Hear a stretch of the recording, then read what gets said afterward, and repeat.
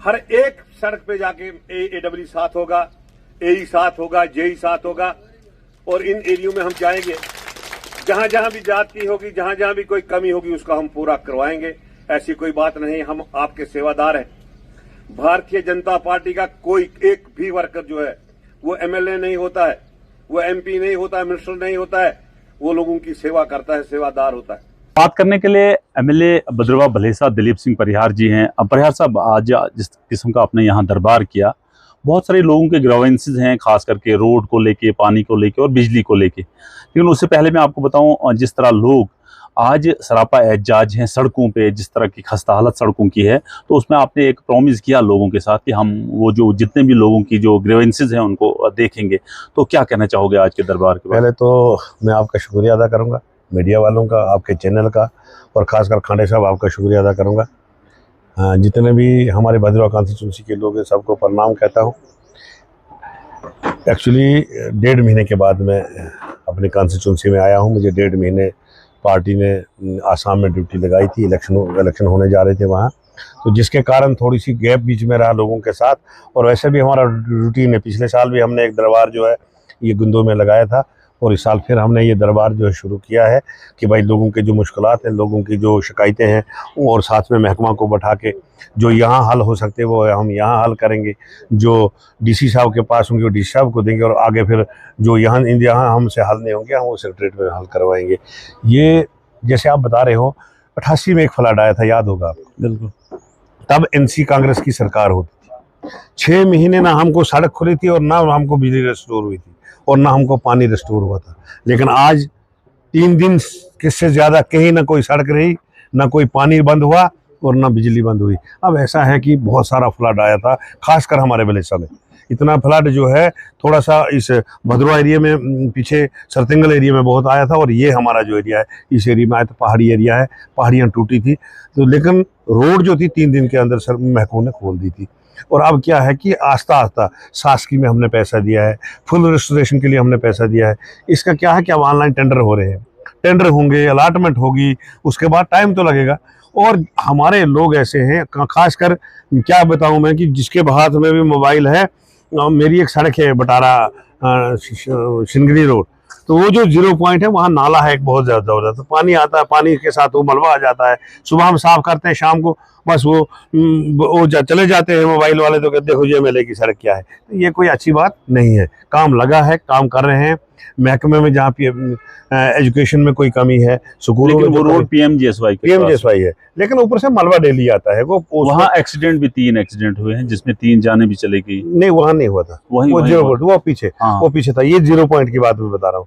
कहने का मतलब है कि पैसे उठा रहे हैं, ठेकेदार टेंडर हो रहे हैं, ठेके जल्दी ही इस महीने के अंदर आप देखोगे, और 2-3 महीने के अंदर सारी ये रोडें जो हम साफ करवा देंगे। रहा एजुकेशन का, लोगों ने बात की, एजुकेशन में CO साहब हमारे साथ हैं, अच्छे तरीके से इन्होंने लोगों को समझाया है। जहाँ कहीं कमी है वहाँ हम उसको पूरा करेंगे।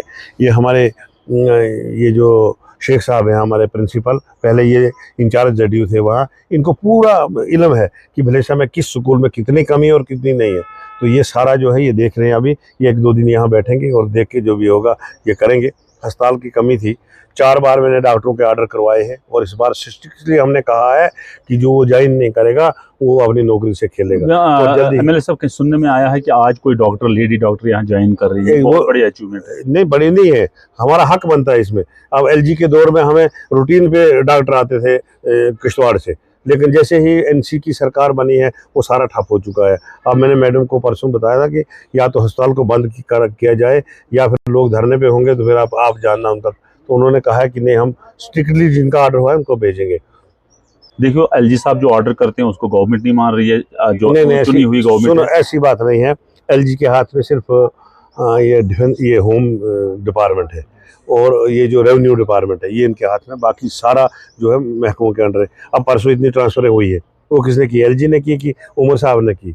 वो सारा बहाना है इस सरकार का, क्योंकि ये फेल हो चुके हैं हर कोने में, हर साइड लाइन पे फेल हो चुके हैं, जिसके कारण ये परेशान होकर ऐसे स्टेटमेंट दे रहे हैं। बहुत शुक्रिया एमएलए बद्रवा भलेसा दिलीप सिंह परिहार जी का कहना है कि बिल्कुल जो इस वक्त हमारी खास करके चनाब रीजन की सड़कें हैं वो उन पे काम चल रहा है, और खास करके जो लैंड स्लाइड्स हैं, मड स्लाइड्स हैं, टेंडर हो रहे हैं, जिनके टेंडर्स हो रहे हैं, तो उसमें एमएलए साहब का कहना है कि बहुत जल्दी उन रोड्स को भी साफ किया जाएगा, क्योंकि अगस्त सितंबर के फ्लैश फ्लड के बाद एक इनकन्वीनियंस यहाँ पैदा हुई थी, लोगों में बड़ी प्रॉब्लम क्रिएट हुई थी। लेकिन उसके बाद इनका कहना है कि काम जो है जारी है और बहुत जल्दी उन सड़कों को ठीक किया जाएगा। एजुकेशन इंस्टीट्यूशंस जिसमें बहुत सारी पोस्ट जो हैं वो फिलअप करने के लिए हैं, या बहुत सारे प्रिंसिपल्स आए हैं, डीडीओज आए हैं, उनको भी फिलअप किया जाएगा हो रही हैं। लोगों ने आज इनके दरबार में ऑफिसर्स को सवाल किए, उनके जवाबात मिले। तो अब यही एमएलए साहब का मानना है कि बहुत समूथ जो है मेरी कॉन्स्टिट्यूंसी, मेरा खिताई चुनाव चल रहा है। मैं बधाई देना चाहता हूं कि यहाँ तो मैं यहाँ एक और बड़ी मुबारकबाद की बात मैं दिलीप सिंह परिहार जी को देना चाहूँगा कि यहाँ एक हाइड्रोलिक जो डिवीज़न आई है, क्योंकि एक अरसा दराज से लोगों का एक ख्वाब था जो आज शर्मिंदाई ताबीर होगी। इस पे खुद एमएलए साहब बोलेंगे। मैं बधाई देना चाहता हूँ कि पहले हमारी ये जो स्पेशल सब डिवीज़न थी, यहाँ पे पीएचई भी थी, इरिगेशन भी थी और पीडब्ल्यूडी भी थी। लेकिन जब पीडब्ल्यूडी ने अलाई साहब ने डिवीज़न बनाई तो हमारी जो ये पीएचई और इरिगेशन थी ये ऐसे डमाडोल रह गई, जिसके कारण मैं एलजी साहब के पास गया। हमने उनसे रिक्वेस्ट की थी और हमने कहा था कि दो साल इसको रखा जाए जब तक हम इसको डिवीज़न बनवाते। तब से हमने इसके कागज़ चलाए थे, अब वो पूरे हो चुके हैं। आज हमारी डिवीज़न सेक्शन हो चुकी है, कैबिनेट में पास हो चुकी है। इसके लिए मैं सब लोगों को बता। तो फॉरेस्ट डिवीज़न का भी कोई रूमर चल रहा है? उसके लिए मैं रूमर नहीं चलाया अभी, उसके लिए ना मैंने कागज़ दिए, ना मैंने कोई डिमांड की है, और ये किसी और पार्टी ने की तो वो जाने, उनका काम, मेरा काम इसमें नहीं। बहुत बहुत शुक्रिया एमएलए साहब बात करने के लिए। तो उम्मीद की जाती है कि अब भलेसा में एक फॉरेस्ट डिवीज़न भी होगी। हाइड्रोलिक जो डिवीज़न हमें मिली है उसमें एक्सीएन बैठेगा, उसमें एडब्ल्यू बैठेंगे, उसमें जीईज बैठेंगे, सुपरवाइजर्स बैठेंगे।